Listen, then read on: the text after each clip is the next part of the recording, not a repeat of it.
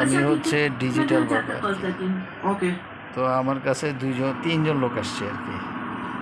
তো একজন বৃদ্ধ আসছে, একজন হচ্ছে হচ্ছে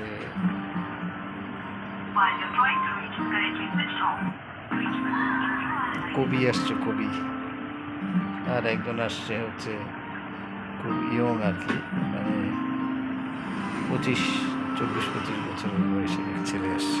क्या हुआ ग्रुप তো स्टडी पे जा रही প্রথমে हो আমি ওই বৃদ্ধ লোকটাকে ডাকলাম আমার কাছে আসার জন্য।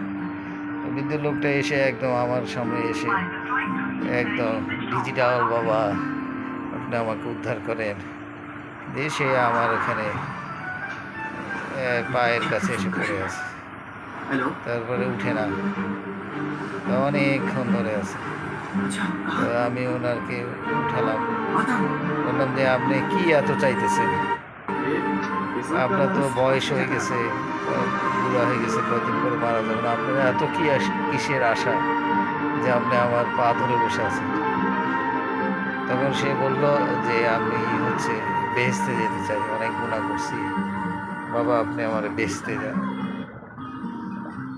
যাওয়ার ব্যবস্থা করে দেন। আমি বললাম এই যে আপনাদের কারণেই তো আমি আমার নিজের বেহেশতে যাওয়ারই কোনো ঠিক ঠিকানা নাই।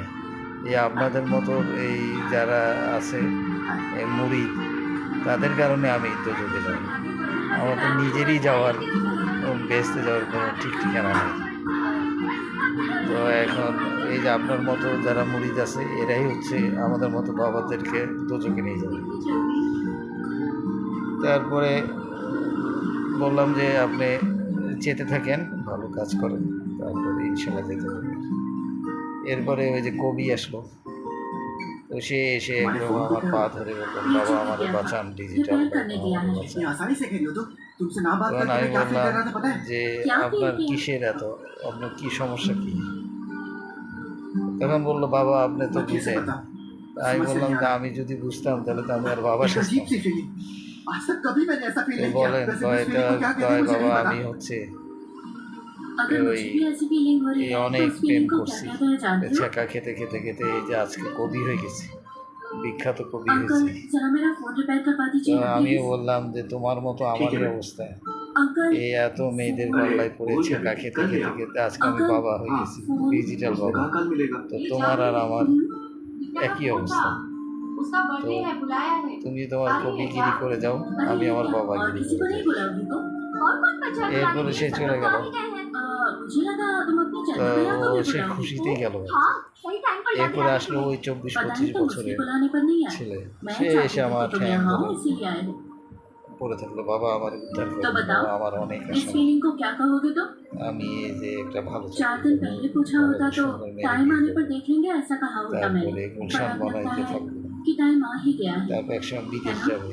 তখন আমি বললাম যে ঠিক আছে, তো তুমি স্বপ্ন দেখতে পারো, কারণ তোমার এখন বয়সটাও কম, তুমি স্বপ্ন দেখো।